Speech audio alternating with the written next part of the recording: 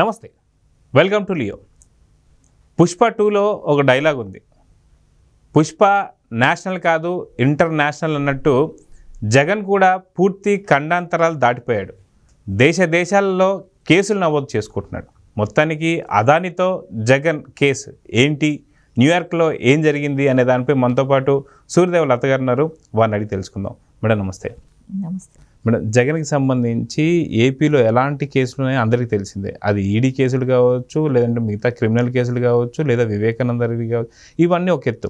అయితే ఇవే కాకుండా పూర్తి ఖండాంతరాలు దాటి అమెరికాలో కూడా కేసు నమోదు అవ్వడాన్ని ఎలా చూడాలి, ఏంటి అసలు దీని గురించి ఏం చెప్తారు? జగన్మోహన్ రెడ్డి స్టార్టింగ్ ఆయన నేర చరిత్ర చూసిన దగ్గర నుంచి అంటే పులివెందల్లో స్టార్ట్ అయిన ఇది, కడప జిల్లాలో మొదలైన ఇది ఇప్పుడు అమెరికా వరకు పాకింది.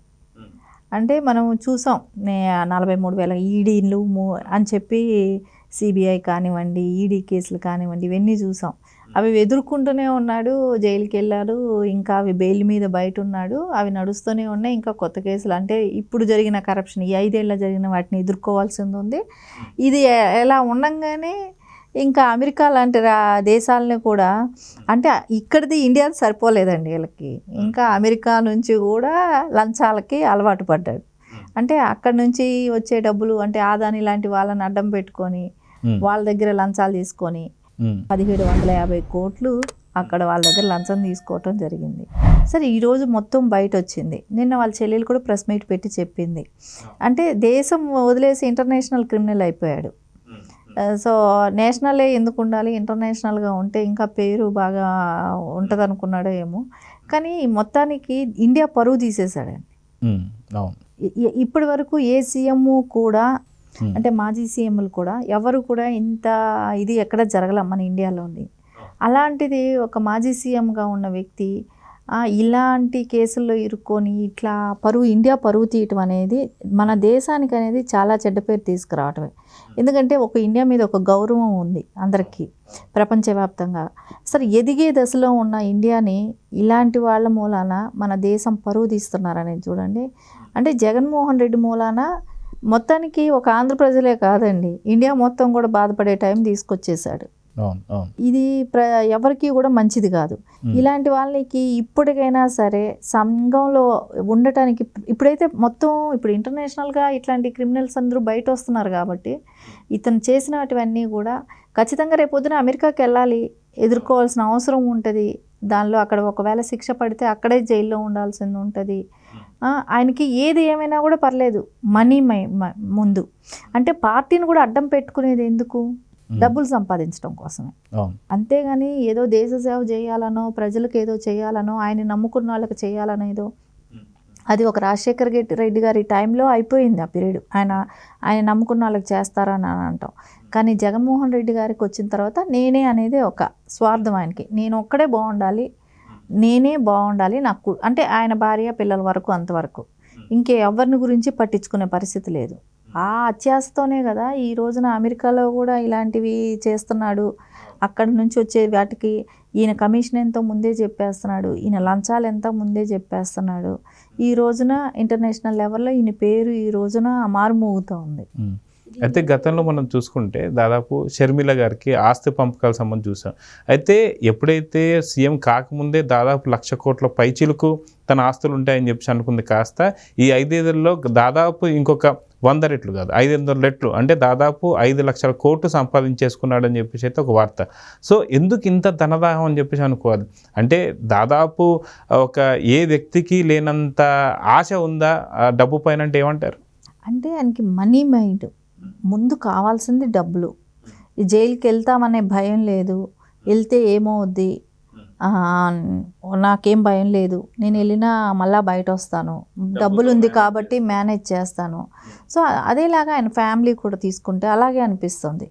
ఇప్పుడు ఒకటి ఇంట్లో వాళ్ళు చెప్తేనే వింటారు, అంటే డబ్బు ఎంతవరకు అండి, ఎన్ని లక్షల కోట్లు ఉన్నా ఒక రేపు అనేవాళ్ళు చనిపోతే పరిస్థితి ఏంటనేది ఉంటుంది కదా.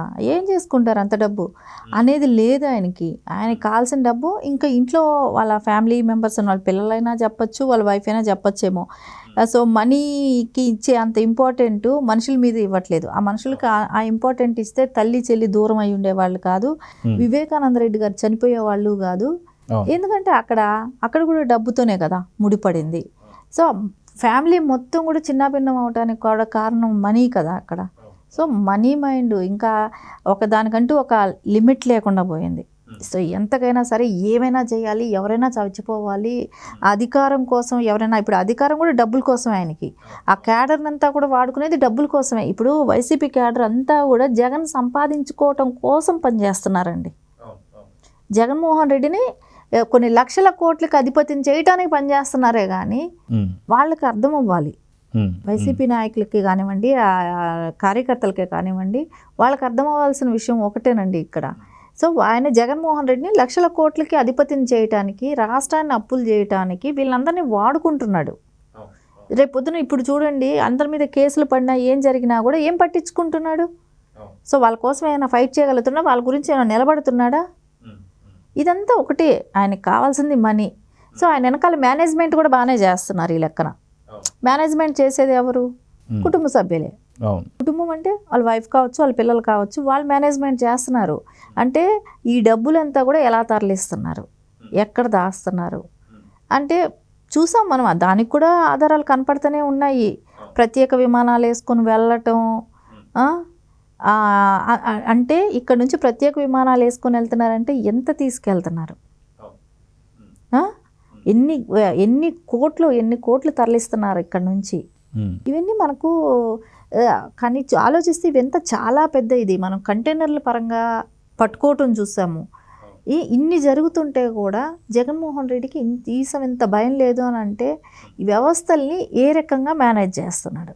అయితే ఒక పక్క జగన్ చూస్తున్నాం, మరో పక్కన చంద్రబాబు నాయుడు గారు వచ్చేసి దాదాపు తెలుగోడు ఎక్కడున్నా సరే గర్వంగా బతకాలి, గౌరవంగా బతకాలని చెప్పేసి అయితే అంటున్నారు. ఆయన వల్లే ఐటీకి సంబంధించిన కంపెనీలు కావచ్చు, ఇప్పుడు అమెరికాలో తెలుగోళ్ళు ఎక్కడున్నా సరే ఆయన తలుచుకుంటుంటారు. ఇప్పుడు ఎక్కడున్నా సరే తెలుగోడు ఒక గర్వంగా బతకాలి అని చెప్పేసి ఏదైతే ఉందో, దీన్ని ఇప్పుడు మన జగన్ చూస్తే ఏమనిపిస్తుంది? ఇద్దరికి మధ్యన ఉన్నటువంటి వ్యత్యాసం ఏంటంటే ఇక్కడ చూడండి, ఒకటి వింత కూడా అనిపిస్తుంది. ఇద్దరు తెలుగు వాళ్ళు, ప్రపంచవ్యాప్తంగా గుర్తింపు పొందింది ఇద్దరు తెలుగు వాళ్ళు. ఇక్కడ ఒకళ్ళేమో అన్యాయంగా, ఒకళ్ళ న్యాయబద్ధంగా పరిపాలించడం, సో మంచి పేరు తీసుకురావటం, ఒక రాష్ట్రాన్ని డెవలప్ చేయాలనుకునే ఆలోచనతో ముందెళ్ళటం, ఆయన మీద నమ్మకంతో కంపెనీలు రావాలనుకోవటం, అది నారా చంద్రబాబు నాయుడు గారికి ఉన్న ఇమేజ్ అక్కడ కనపడుతుంది. ఇద్దరు తెలుగు వాళ్ళల్లో కూడా ఎంతటి వ్యత్యాసం కనపడుతుంది ఇక్కడ. ఒకళ్ళేమో మన పరువుని, మన ఇండియా పరువునే కానీ ప్రతిష్టని కానివ్వండి ఖండాంతరాలు చాటి చెప్పడానికి ప్రయత్నిస్తున్నారు. ఒకళ్ళేమో జగన్మోహన్ రెడ్డి లాంటి వాళ్ళేమో మన పరువుని ఖండాంతరాలు దాటి పాడు చేయడానికి ప్రయత్నిస్తున్నారు. అంటే ఇక్కడ వ్యత్యాసం మనకు కనపడుతూనే ఉంది కళ్ళ ముందు. సో కానీ దీనిలో అంతటికీ కారణం మనమైతే ఇకనైనా సరే దీనిలోకి ఇట్లాంటి వాళ్ళు ఎదగటానికి కారణం ఏది అంటే మెయిన్ ప్రజలేనండి. దీనిలో కూడా ఓటు వేశారు, గెలిపించారు, ఆయన సీఎం చేశారు కాబట్టి ఇట్లాంటి పరువు తీసే వాళ్ళందరూ కూడా ఖండాంతరాలు వెళ్తే రేపు పొద్దున తెలుగు వాళ్ళు ఎక్కడికైనా వెళ్ళామనుకోండి, మనల్ని ఎట్లా చూస్తారు? ఉద్యోగాలు వస్తాయా? మన పిల్లలు ఇప్పుడు బయట దేశం వెళ్తున్నారు, చదువుకుని ఉద్యోగాలు చేయాలి, అక్కడ ఎవడైనా నమ్ముతాడా? ఫ్రాడ్, చీటర్స్ అని అంటారు. తెలుగు వాళ్ళు ఫ్రాడ్, చీటర్స్ అని అంటారు. ఆ నిందని ఎవరి మూలాన్ని మూటగట్టుకోవాల్సి వస్తుంది? ఒక జగన్మోహన్ రెడ్డి గారి మూలాన భవిష్యత్తు, విదేశాలు వెళ్ళి పనిచేయాలనుకున్న వాళ్ళ భవిష్యత్తు ఏంటండి?